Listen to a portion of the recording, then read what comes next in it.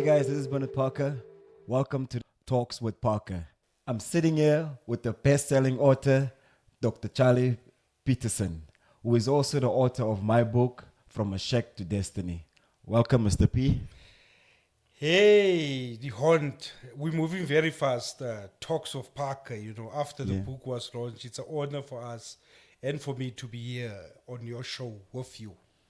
Thank you, sir. Welcome. Thank you. Tell us, sir, you've been in the industry, I would say the football industry for so long.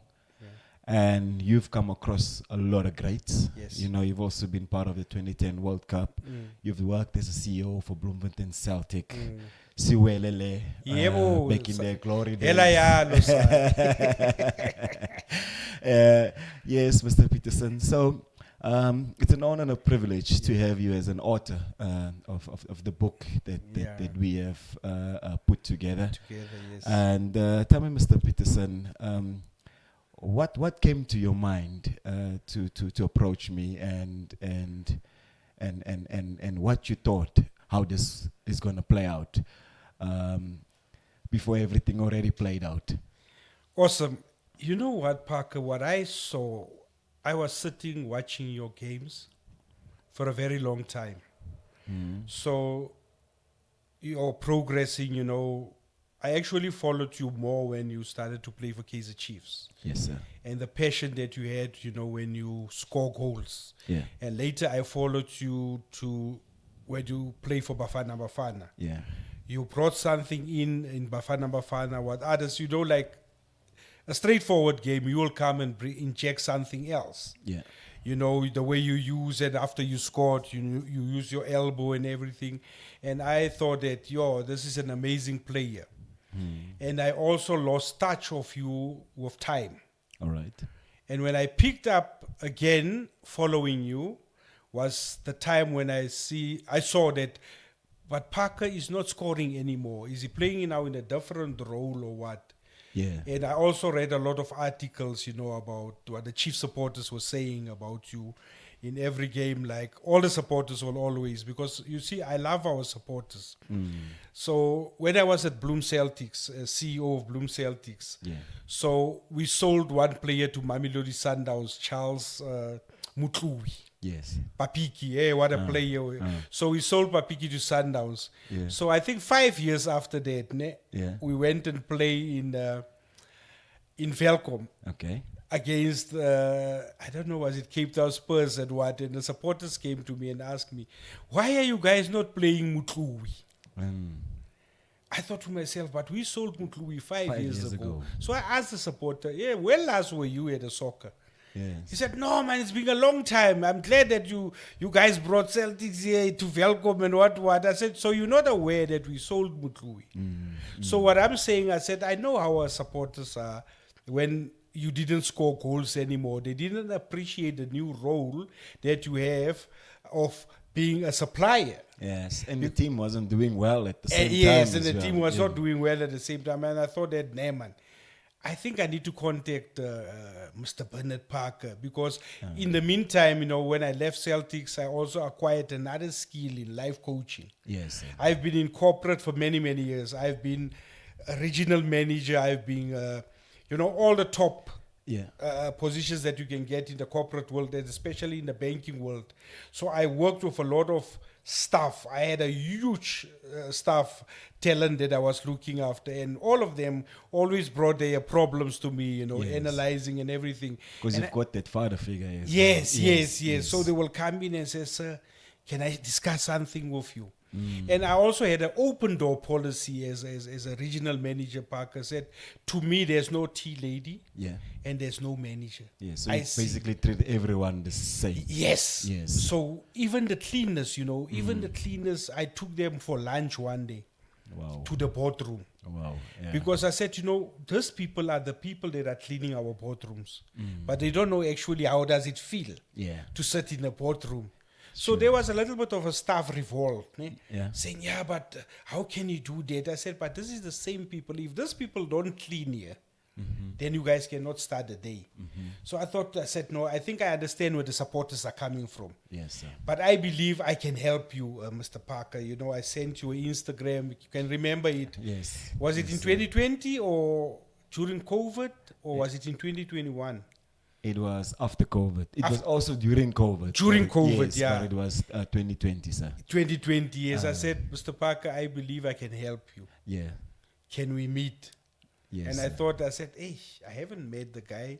But I've done my homework with you. You don't even know, you know, I had your cell phone number, I have everything with me. But I said, no, I'm not going to approach him through this medium. Yes. I'm going to go to Instagram. And I sent you that. And I think a day after that, you responded, yeah, let's meet. Yes, sir. And we met at Mall of Africa. Yes. And you know, when I was sitting there and you approached me, I said, yo, what a humble guy. Because in my mind, I was already preparing myself. I said, all right, if he's a diva, this is the answers to that. I'll just pack my stuff and leave. Yeah. Because I've worked with players for more than 30 years. Different characters. Different characters, you know, interesting characters. And, you know, if I can mention a few, you know, I worked with the likes of Todolo Siema, who's now a coach, Philip Jackson, exactly, Fabian McCarthy, Ace Bulwa, Abraham Teu. I can mention that list. A lot. And also Daniel Matau. Daniel Matau. Who's a contributor to I the book. signed him from Chiefs to come and play for him. Yes. I've worked with Innocent Mayoyo, Ayobayo. That, you know, Mayoyo, if you need to talk to Mayoyo, don't talk to Mayoyo. You must give him a certain thing. Yes. For him to understand. I say, Mayoyo, yes, your thing. Go use it and we'll talk later. The film freezes and everything. And I said, when Parker comes to me, I was looking at you, analyzing you. I said, man, here comes a man now. I've never met him. So how are we going to approach this? And you sat down, we met, and immediately we clicked. Yeah. And I can remember you said, no, you are open to discussion. Yes. And you want to be helped. And since that day, you know, I'm not going to discuss a lot because we need to keep this podcast is going to be so amazing. Yes, we need to keep the fat away from this. Yeah. I can remember we started to work, you know, the first assignment was Sundowns, and we succeeded with Sundowns. We scored a goal. Before you saying the first assignment, what was the first thing that we needed to overcome? The first history maker before we started our process. Okay, I said to you, I know you need to score 6 goals. Yes. To be the all-time goal scorer at Kaizer Chiefs, because I've done my homework. Shabalala was then sitting on 58 or what? 58, correct. 58. I said, yes. I know you need to score the 6 goals, and I've looked at you. You actually struggled to score the 6 goals. Yes. What is happening? There was a big drought at that time. Yes, there was a big drought in you. I said, but you know that you are great. You are the best, and you can score this, and even more. Yes. But also during the drought as well, Mr. P, I was changed to play as a midfielder under the leadership of Solinas. Yes. When Solinas came. Take it back, even before Solinas, during the likes of Steve Compella. Steve Compella. Yes, when there was now a lot of changes in the team as well. So when there's a lot of changes in the team as well, we now have to find our feet again, find our rhythm, find our combination. Any other team. Yes, like any other team in the world, exactly. So so it was how can I say? There was a drought on your side, Parker, but what you missed out of that, your leadership abilities and everything came from there, because you started to become a provider of goals, assists. Yes. Because I think, I can't remember which player was saying that, you know, if you look at the striker, you don't look at how many goals did that striker score. You look at how many assists did he have, you know, in his career. How many players did he help? Then you know he's a team player. Correct. Yes. Yes.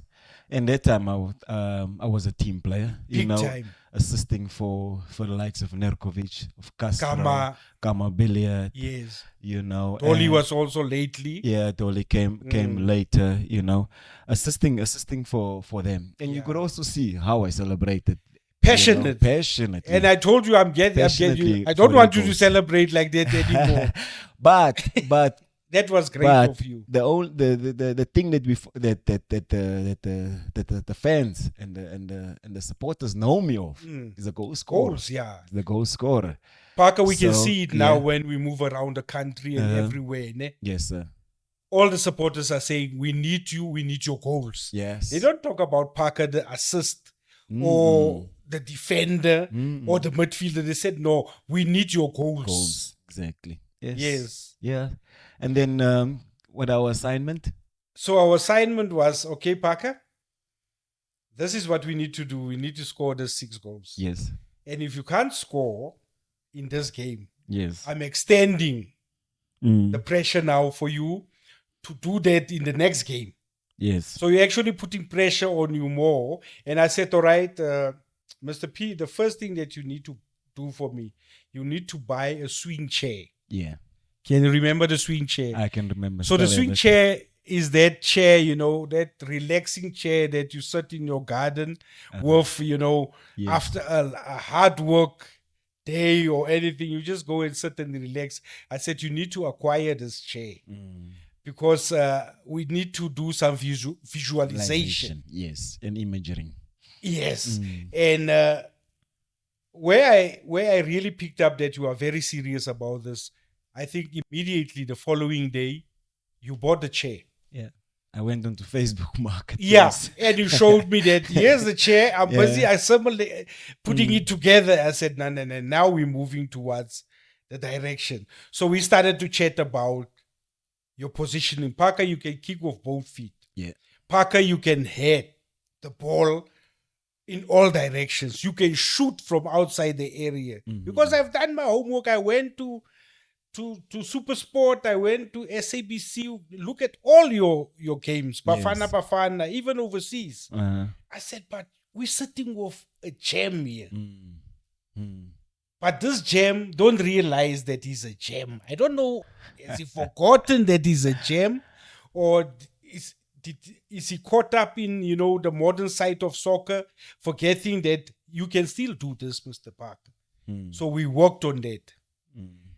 Every game when you play, that I'll call you. If a game is televised, I'll be sitting there 24 hours, watching every move of you. Tell you, Mr. P, I think in this one, you didn't do this and this and this. And you said, no, Mr. P, I'm aware of that. I'm going to correct that. So we started with that. And our first game, I drew on a piece of paper against Sundowns. I said, Mr. P, this is how you're going to approach this game. Yeah. This is who you are. You can score from all angles. Yes, sir. And you can even head from all angles. But in this game, I see a header. And you can go watch that game of Sundowns. I don't know. I think you beat them 1-0. What was the score? No, exactly how you drew it. Exactly how you drew it, Mr. P.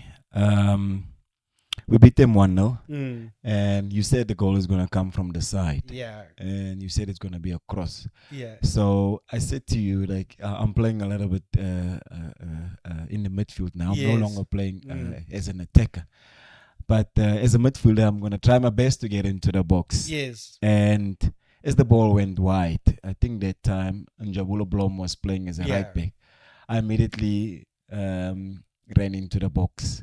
And I anticipated it so well, and then the header came. And exactly how we visualized it, how we imaged it, and we put it into action. Yes. And after that, Mr. P, I started to realize, realizing meaning the power of the mind. Yes. Because I think the challenge I had is about trying to please the supporters, by being somebody else, by being safe. Yes. By being safe and not taking much risks, because I didn't want it to get the stick, or didn't want it to get criticized, or things like that. But then when that goal came in, it made me realize who I am again. Yes. It made me realize top class. Top class. Yes. And then from there against on, a top team. Against a top team. Top defenders, top midfielders. Yes. Number one team in the country at that time. Yes. Still is the number one team in the country. And then Mr. P, we scored again against Golden Arrows. Yes. Then we scored again against Morocco Swallows. And then the CAF qualifier. And then we scored, history. We scored goal number 4 because we needed 6. Then we scored goal number 4, the CAF qualifier, group stage against Wydad. They took us to the knockout stages. Yes. And then the 2 goals against Supersport. Amazing. So, I think it's on both sides here. You score from the left and right. Or was it was both goals, both first half and second half. Yes. So it was both posts. Yeah. Both goal posts. And then the 2 goals against Supersport. Yes. Then the record, I equal the record. Yes. With Simpiwe Shabalala. Yes. Then thereafter, I just surpassed the record. Just goals just came and Swallows, I can remember. I think your last goal for Chiefs was for Swallows. Was against Swallows. And yes, I thought Mr. that, here's another 3 years contract coming. Yay. Because you were hot, Parker. That was hot. History was made. Yes. History was now. You were hot because you were scoring. Books. I said, this is a top striker. Correct. And also captaining the team as well at that stage, And captaining a big team. Huh? Yes, exactly. Because I was watching this Pulse of the Nation, formation of Kaizer Chiefs, where it come from. Oh, yeah. Brakey. Yes. Ewedelep Nene. That is a huge team that you played for. The Soweto derbies, 30 Soweto derbies. Yes. I don't know how many players, from your time have played 30 Soweto derbies. Very few. And after that, I think I approached you and said, Mr. P, I know now you're great on the soccer field and everything. I think we need to put this into a book. Yes. After we have broken the record. Yeah. After that we have shown the country, the world again, that that you made me realize and believe what kind of what top player top player I am. And you said to me, now Bernard, now we need to document this into a book. And you said to me, document it into a book, it would be easy for you because you already have done so much history, so much homework on it. So tell us, Mr. Pietersen, what kind of challenges that you had to face and overcome in order to get this book as it is today? Mr. P, actually no challenges because here's a brand.